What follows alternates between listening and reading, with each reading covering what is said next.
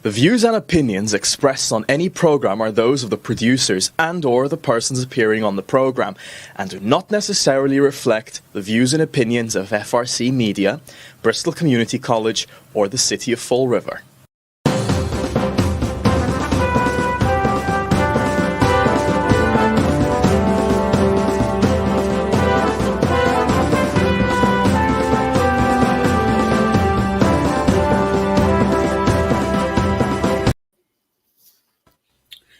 Well, hello. Welcome to Spindle City Straight Talk. I'm Chip. And I'm CJ. And it is Wednesday, hump day in the Riv after a city council meeting that was loaded with fireworks. As usual. And I can see CJ watching. I can see the dents in his head from hitting himself with a hammer. I had to get two new computer monitors because I busted the last two I had. Oh, that was quite the meeting yesterday, wasn't it? Yes, it was. Yes, What? It was. I think one of the big issues that came up last night was the fact that the city council rejected the budget. You know, we always hear that every year. Motion to reject the budget, motion to reject the budget, motion to reject the budget. But this year, they made a motion, it got seconded, and it got voted on. And except for two people, they all said yes to reject the budget. I'll give you a shot in the dark on which two people. Oh, we all know who the mayor's campaign manager is on the city council. We know Linda was just, I mean, the only way you can describe it is she was being obsequious. I mean, that's at a different level. I mean, she was just fawning. She fawned over the mayor. She fawned over the police chief. And believe me, I think the police chief's a decent guy. I've talked to him. I don't know him well, but everything I hear about him is he's a decent guy.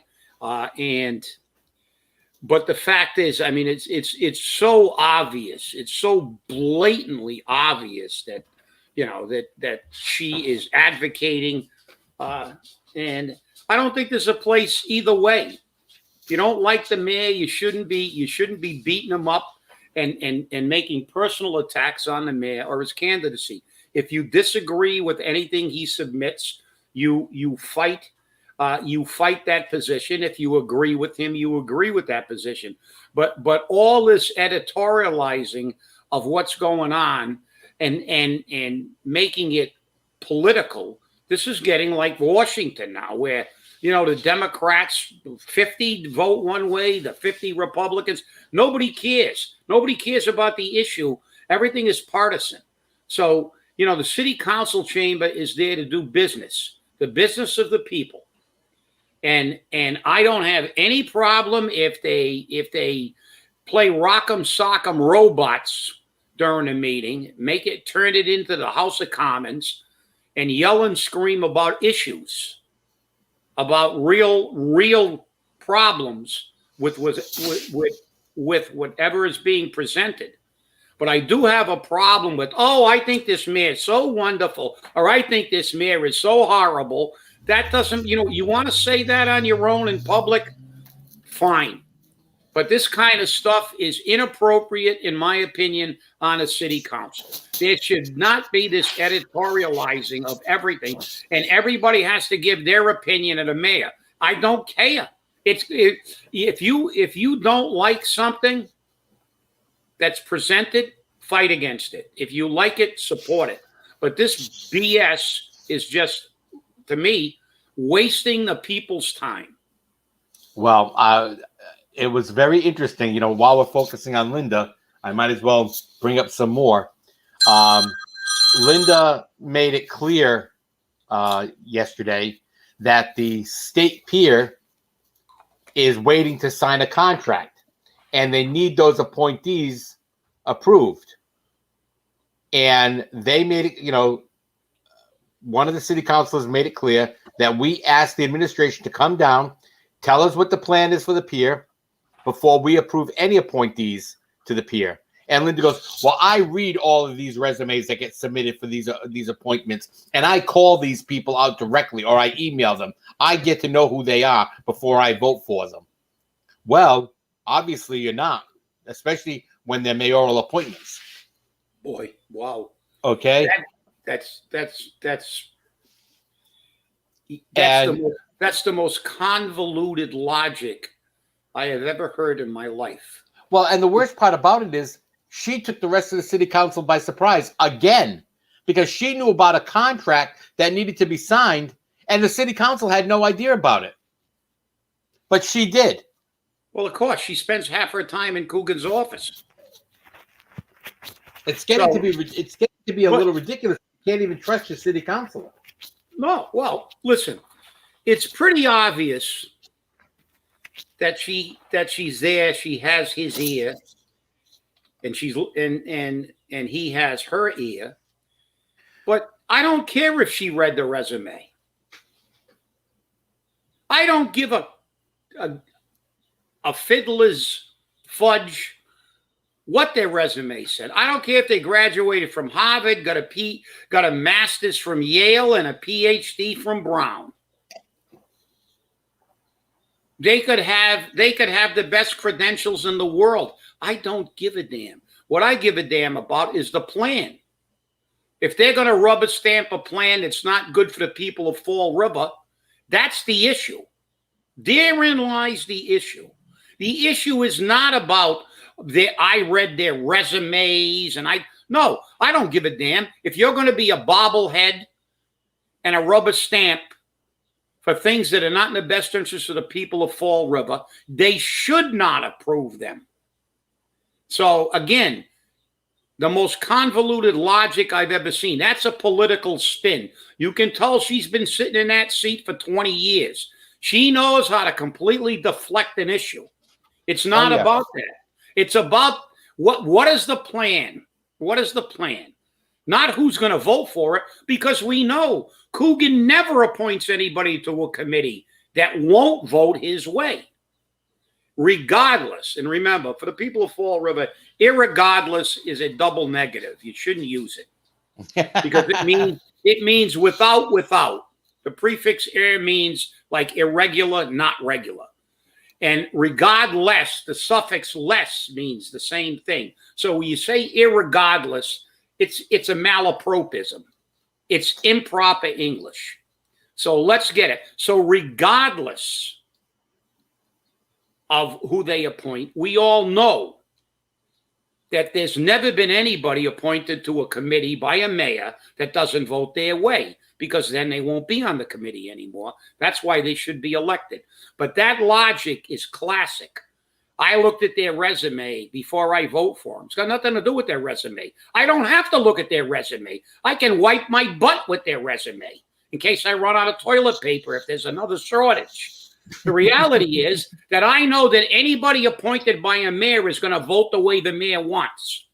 That's like saying, will a corporation council render a legal opinion that's contrary to the mayor's position? Not if he wants to keep his job. This is all political theater. And let's people of Fall River pay attention. This is all a big giant theater.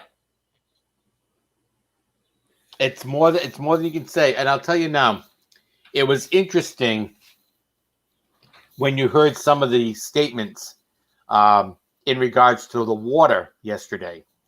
And of course, Leo is sitting there touting water. The Fall River water is very good. We need to maintain water. You try to go 2 days without water in this city, and you'll see what happens. Maybe we should just worry about getting the water budget passed, because the rates haven't been approved yet. And as was said by a city councilor, it's not the first time we've approved a budget with the water rates not being approved. And then when we approve them after the budget has been approved, we do it retroactively so that they keep collecting their money. Is that a good idea? Is that a bad idea? hey, it gets the budget out. But for Michelle Dion and then Sean Kadim to turn around and make a motion to reject the budget, that speaks volumes. Speaks volumes. And I'll tell you now, I couldn't have been prouder of any city councilors than those that voted to reject the budget. And surprisingly enough, Trot Lee also voted to reject the budget. I was surprised at that. Yeah, well, it was. And you know what else I was proud of? At the end, I guess at some point of the meeting, Councilor Peckham outed everybody. Yep, public. he did. He outed everybody. He said if Furlan was allowed to speak, what did he say? And there was silence. And he even got an apology from McCoy. But McCoy went after him, but he outed everyone. This is what you want in government: transparency. You know, you got it. If something was said that the public should know, say it. And Councilor Peckham stepped up and called everybody out. He called their bluff. And the other thing that really disturbed me about the council, again, Mary Sahadi. Well, I forgot. We requested something from the chief. We never got it. We told you about it. And she said, well, I forgot.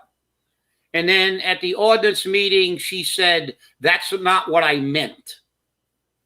Do you think somebody that's making six figures and is called the chief financial officer of the city and goes down to the council with the express purpose of providing those people accurate information as the chief, fundamentally the chief fiduciary of this city? Do you think she should be answering questions like, that's not what I meant? You think she should ensure that people know exactly what she means? Do you think she shouldn't forget things that are important in order to get the budget passed? Do you really think that is performance? Do you think that is doing your job? The reality is, if some crap bird at the bottom of the totem pole did that, they would have been fired. They would have been summarily fired. Yet you got somebody who is now actually number two. The chief of staff is just the mayor's liaison to everything and political protector. But the CFO fundamentally now is the second most powerful person in the city. And these are the kind of answers they get with every council. We can go back forever. Oh, I overprojected. Oh, I underprojected. Oh, I forgot. Oh, I didn't mean that. You misunderstood. Really? I'll tell you what. I'm not a CPA. Give me the damn job. I can go there and say, that's not what I meant. I forgot. I mean, this is what you get. This is what you get when you condone it. And good for the council to reject the budget. But the time has come to do exactly what Chris Peckham did last night and call him out. When she says, that's not what I meant, you should tell her, Mrs. Sahadi, come down here and mean what you say and say what you mean, because that's your job. No and don't forget things that we ask you for a budget and expect the budget to be passed. No question about it. And you could, I that I get fed up every time I watch it, because you know what? I want to hear those questions answered in open session. I don't want to hear those questions were answered the next day via email. I don't want to hear that those questions were answered the next day in person. The public has a right to know, and that's not transparent. And that was something that was brought up by Chris Peckham. He goes, Paul Furlan was sitting there with a white binder with all this information in it, and he wasn't allowed to speak. I had no idea what he was going to say. Is that fair to me? Is that fair to the people? And then Tim McCoy, after being chastised, came out with a statement that I couldn't believe. He must be watching our show. He turned around and he said, well, we have a meeting on Friday, which I was surprised he announced they had a meeting on Friday. But I believe our third meeting is going to be a public meeting, probably at one of the schools where the public can attend and they can have their input on where this money should be spent. Meanwhile, I'm listening to the money, ARPA money, ARPA money, ARPA money, ARPA money, ARPA money. And I'm saying, how much ARPA money do they think they have? I mean, 5 million here, 8 million here, 100, 50 million here. I mean, it's unbelievable. It's just ARPA money, ARPA money. It was just like when we had the COVID money. COVID money, COVID money, COVID money, COVID money. That ran out. This ARPA money is going to run out. And if we haven't done something with it, we're in trouble. And I believe we're in trouble right now because of it. You know, this is, again, my problem all the time. They want the public now to come in. The majority of public has no idea what the restrictions and what latitude they have to spend that money. Do you think if they really wanted the public involved, they would have said, listen, this is what we can do within the parameters of this money? What are your priorities? What would you like to see done? And this is what we can do with the money. These are the options we have. Because that's their job, to inform us and to do the research. And then people could go down there and make a cogent argument for what they want. But this is all, again, come down and tell us what you want. Well, after you've already determined what you're going to do with it, which is that's the problem. And the reality is, as you said, it was amazing to see finally them called out in public. Like you said, this shouldn't be individual meetings of the councilors with the mayor, and then everybody says, okay, let's apologize to each other, and then nobody ever knows what happened. But what Councilor Peckham did last night was he called them out. They've been berating him all on the radio, everywhere, saying that he's full of crap. And well, he proved he wasn't full of crap. He said, hey, did Ferlin get to speak? And if he did, tell me what he said.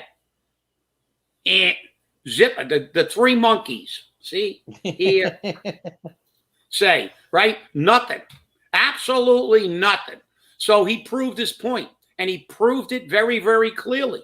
And the people should take notice. And as I said, the council's got to stop allowing mediocrity and flat out incompetence to continue by people who are getting big money. You cannot get answers like, I forgot. That's not what I meant. Well, that's actually what you did mean, and you were trying to see if you could get away with it. And then when you question on it, you go, well, that's not what I meant. Oh, you misinterpreted what I said. And that's what politicians do. They manipulate the narrative. And you know something? On this show, I can use a lot of sesquipedalian words in a feeble attempt to appear pedantic. But I don't. You know why? I like plain talk. And I like plain talk from my politicians. Get up there and call it like you see it, like we do on this show. And last night's meeting was one of the best I've seen in a long time. I agree. Last night's meeting was amazing. I mean, for once, I saw the people being represented by the majority of the council, which I thought was interesting. Another interesting thing was, remember that special municipal employee status? Yeah. That item came up, and Michelle Dion made it very clear You know, why are we always bringing our ordinances, our actions up to the law instead of our actions being managed or dictated by the law? She was tired of it. Look at the salaries. We have a salary cap, but we got to adjust the salary cap because people are being overpaid the salary cap. So we have to adjust the ordinance to meet their pay requirements. No, I mean, and I'm sorry. And when I shouldn't say I'm sorry, I'm not sorry. When you take a job and you contract for it, that's it. At the end of the 2 years of that contract, or whatever the term of that contract is, you renegotiate your contract for a higher pay. But if that pay is capped by the salary cap, guess what? You're not entitled to anything. You're not entitled to 1.5%. You're not entitled to the CPI. You're not entitled to any of it. And Mary Sahadi said very clearly, she said, the majority of the contracts written by the city today all have the CPI pay raise in it. My contract has the CPI pay raise in it. Well, maybe it's time to stop those CPI pay raises. Maybe those contracts need to get rid of that. Maybe it's time for us to get a mayor that isn't afraid to say, Avangu, we don't need you, okay? And you know something? Another point was brought up about contracts. And, you know, I think it's almost irrelevant. I know that yesterday there was a question on the fire chief's buyout, nearly $300,000. Right. And I'm gonna call it like it is. I'm not sure if he got bought out when he went from district chief to chief of the department, because realistically, that's not legal. And I told him that. I told Kathy Ann Viveris that when they started that. I spent 38 and a half years on a fire department. I went through, I don't know how many chiefs, Moore, Shea, Dawson, I don't know, 5, 6, 7 chiefs. I never saw a chief that was elevated from district to deputy chief to chief of the department get bought out when they moved up to chief. When they retired as a chief, they were bought out. They didn't get 2 buyouts. They only got 1. Why? Because the contract said, and I had him, because when they first started that, I believe under either the Flanagan or the Carrere administration, I forgot which, but actually someone from the city asked me that question in the presence of Kathy Ann Viveris and HR Director Madeline Coelho. Because when they paid the first chief, bought him out as a district chief or a deputy chief, and he moved up, and I said, you can't do that. And he said, oh, yes, we can. No, yeah, we can. I said, no, you can't. It's never been done, ever, and it violates the contract. And they said, what do you mean? I said, do you have a copy of the contract? He said, yeah. I said, go get it. And Kathy Ann went over and pulled out the firefighter's contract at the time. And I think maybe they even changed the language a little bit just to try to circumvent it. But they might have dropped. So she was going to hand it to me. I said, don't hand it to me. You keep it. You turn to that section, and I will tell you what it says because I wrote it. So she opened it up, and I said, it says, in the event of the death or retirement of an employee, I said, did this chief die or retire? Well, no. I said, so he's not. That's why they never bought those guys out. They moved up to chief. They are out of the union, but they're not out of the retirement system. And they haven't died. Nobody ever got paid twice. I said, now you're setting that precedent, and guess what? That's been happening ever since. And they were fully aware of the fact that they're not supposed to do it because they had their friends. They're paying their friends off. And it cost the city. And if he got bought out, I don't know if this guy got bought out, but I know the other guys got bought out. And you know what Kathy had said? Oh, we won't buy him out as a chief. So the question should have been asked. And I understand the council couldn't ask this question because they weren't aware of it. Was he bought out when he was elevated to chief? It isn't. He shouldn't be getting a buyout again. You should only get one buyout. And the reality is, the way it's supposed to work is, as he said, it says in the contract for everyone other than the chief, because everybody else by statute and fire and police is allowed to stay in a union until they become the chief officer of the department. You should only get one buyout like everybody else, period. And I'm not saying it to be facetious, but I saw a lot of chiefs that got promoted to fire chief and never got bought out. And that's the way it was. And that's the way the contract said it should have been. And that's really the way it should be. Oh, but then your friends don't get extra money. What good is That's that? right. And what good is that? Not a little bit of money. So let's figure if he got bought out as twice. That's in excess of $500,000. I mean, you wonder why we run out of money all the time? Who the hell negotiates these contracts? And better yet, who enforces them? Well, that's always been the question. The labor contracts haven't been enforced for a long time because it's let's make a deal. It's always let's make a deal. So that's what always makes it difficult. Yesterday, the Davis report was released to the city council, and it made it very clear in the Davis report that the police department not only is abusing comp time, they have no management over it. The Davis report recommended that comp time should be limited to 140 to 180 hours, and that's it. Maybe it's time that we start looking at that and changing those contracts. Oh, wait a minute. The mayor can't do that because it's an election year, and God forbid he represent the people instead of the unions, because that's what we have now. We have a mayor who represents the unions. And this is not the first mayor that represents the unions either, because remember, Flanagan represented the unions. Oh yeah, and like I said, it's let's make a deal. What happened to when someone got elevated to lieutenant all the way up to chief of the department, and there was a revolt because they don't like money? But you're right, CJ. The fact is that there's I don't know who they hired, but they should be fired. These people don't know how to write a contract. They don't know how to the ramifications of the benefits. And even if they did, they're told by a mayor that give them give them this because they've agreed to support me. And it's not negotiations anymore. It's let's make a deal. And when you make a deal and you make sweetheart deals like unlimited comp time, I don't know whoever, like I said, I've seen a lot of collective bargaining agreements in my time.